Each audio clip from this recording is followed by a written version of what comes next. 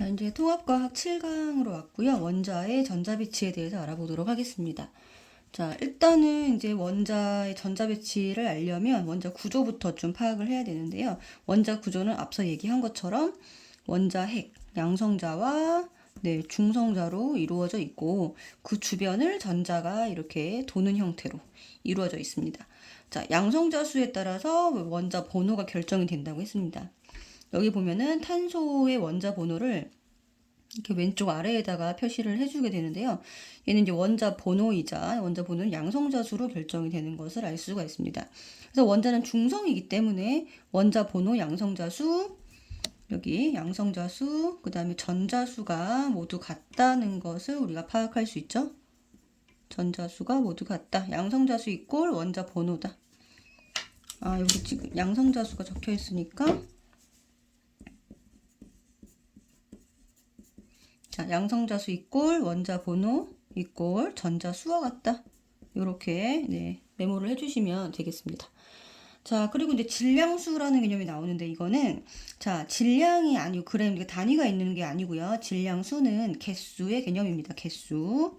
자, 그래서 뭐와 뭐를 합친 거냐면 양성자수와 중성자수를 합친 개념을 질량수라고 하는 거예요. 그래서 양성자수가 예를 들어 1개, 중성자수가 2개다. 그러면은 질량수는 3 이렇게 되는 겁니다.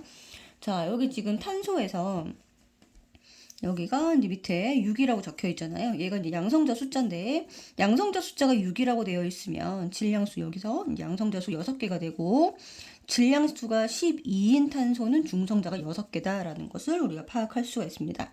자, 그러면은 탄소가 얘만 있는 게 아니라 자, 이 양성자수는 똑같고 13이라고 하는 질량수를 가지고 있는 탄소도 있어요. 그럼 얘는 요 13이라는 숫자 안에 어떤 정보가 들어있느냐? 양성자와 중성자를 합친 숫자인데 양성자 수가 여기 6이니까 중성자는 7개다 이렇게 파악을 해줄 수가 있는 겁니다. 그래서 양성자 수는 같지만 중성자 수가 다른 원소를 우리가 동위원소라고 부르게 되고요. 여기 예를 들어 수소의 동위원소 3가지가 나와 있습니다. 자, 그래서 여기 보면 일반 수소는 양성자 하나로 핵이 구성이 되어 있고요. 그 주변을 전자가 돌고 있고 중수소는 핵 안에 양성자 하나, 중성자 하나로 구성이 되어 있어서 원자 핵 내부의 입자수가 2라고 보시면 되겠습니다. 자, 그리고 삼중수소는 양성자 하나, 중성자 2개로 되어 있어요. 그래서 이 셋의 공통점은 양성자는 모두 같은 거예요. 같은 원소인데 중성자 수가 달라서 중성자 수가 달라서 물리적 성질이 다른 원소를 동위원소라고 부릅니다. 여기서 동위원소의 개념이 더 중요한 건 아니고요.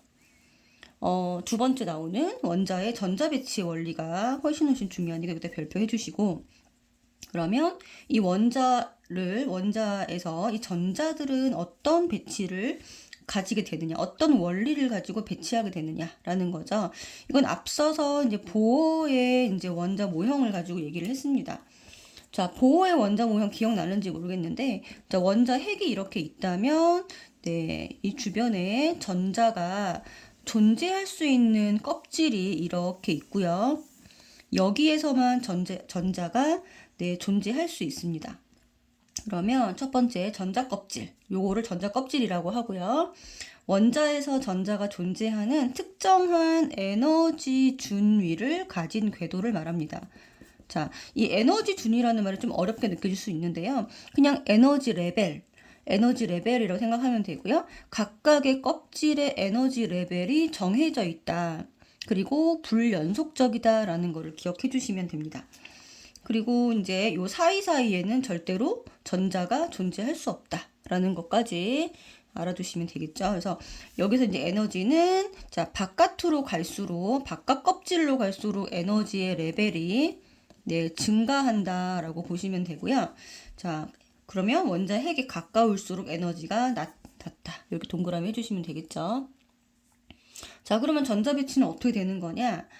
예를 들어 얘가 8+다라고 해볼게요. 8+면 이제 산소를 뜻하게 되는데 산소의 양성자 수가 8이죠. 자, 그럼 양성자가 8개가 있다. 그러면은 얘는 중성 원자니까 전자도 8개가 되는 거예요. 그러면 자, 일단 원자핵과 가까운 껍질부터 안정하기 때문에 가까운 껍질부터 전자가 채워지게 되고요. 첫 번째 껍질에는 전자가 최대 2개, 두 번째 껍질부터는 8개가 채워지게 됩니다. 그래서 원소 종류에 따라서 고유의 전자 배치를 가지게 돼요. 그러면 원소마다 똑같은 전자 배치를 가지는 원소는 하나도 없다는 것을 의미합니다. 118종의 모든 원소는 고유의 전자 배치를 가지게 되고요. 이 전자 배치가 다 다르기 때문에 흡수 방출하는 에너지가 달라서 그때 고유의 선 스펙트럼이 생긴다라고 이해를 해주시면 되겠습니다. 자, 앞에서 우리가 빅뱅 이전에 이제 선 스펙트럼에 대해서 얘기를 했었는데요. 그냥 흡수 방출하는 에너지가 다르기 때문에 네, 고유의 선 스펙트럼을 가진다. 이 원소마다 다른 이 선 스펙트럼을 우리는 원소들의 지문이다라고 불렀기 때문에 원소마다 모두 다른 이유는 고유의 전자 배치를 가지기 때문입니다. 자, 그리고 이제 화학에서 가장 중요한 단어가 나오게 되는데요. 원자과 전자라는 게 나옵니다. 자, 원자과 전자는 여기 보시면 산소 같은 경우에는 전자를 아까 8개의 전자를 가진다고 했습니다. 왜? 양성자수가 8개니까. 그러니까 전자가 요 안쪽에 2개가 이렇게 배치가 되고요. 그 다음에 전자가 6개가 배치가 됩니다. 넷, 다섯, 6개. 자, 그러면 이 바깥의 껍질은 없는 거예요. 두 번째까지만 산소는 존재하게 되고요. 그러면 가장 바깥 껍질은 두 번째 껍질이 되고 거기에 있는 전자들의 개수가 원자과 전자가 됩니다.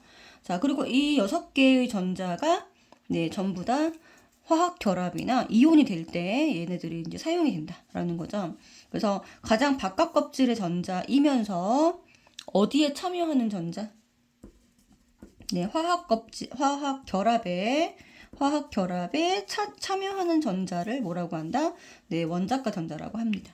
그래서 얘네들이 우리가 말하는 화학적 성질을 결정짓는다라는 거죠. 자, 그래서 전자 배치에 따른 원소의 주기성.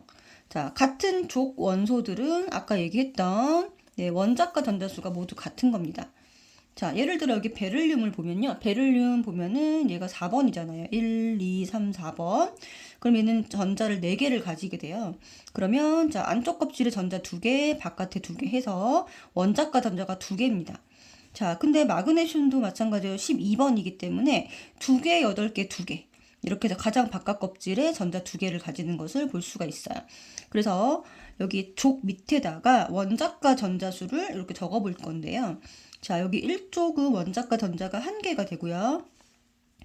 여기는 2개. 자, 그 다음에 13족들 보면은 공통적으로 3개를 갖고 있는 것을 알 수가 있어요. 여기 보면은 붕소 3개, 알루미늄도 3개입니다.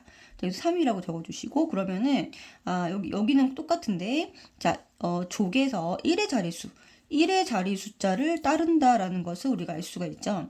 자, 그러면 탄소 같은 경우도 14족이니까, 원자가 전자가 4개구나 라는 걸 알 수가 있습니다. 하나, 둘, 셋, 4개, 여기다 하나, 둘, 셋, 4개. 그리고 15족은 1의 자리수 5개, 6개, 여기는 7개 이렇게 따르게 되고요. 자, 여기가 중요한데 얘는 이제 비활성 기체라고 부르는 애들이잖아요. 비활성 기체는 말 그대로 왜 비활성이냐면 자, 이온 같은 것도 만들지 않고요. 그 다음에 화학 결합도 하지 않기 때문에 그냥 아무것도 하지 않아요. 얘네들은 그냥 가만히 이 상태로 그냥 분자가 되는 거예요. 그러니까 헬륨, 네온, 아르곤 요 3개는 꼭 기억해 주셔야 되고 이 비활성 기체들은 이 자체로 무엇을 만족하고 있다? 네, 옥텟 규칙을 만족하고 있는 겁니다. 옥텟 규칙 만족.